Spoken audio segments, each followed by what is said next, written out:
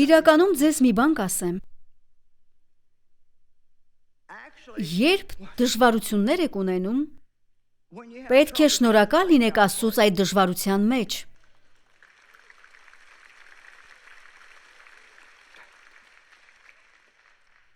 Գիտեք ինչու՞։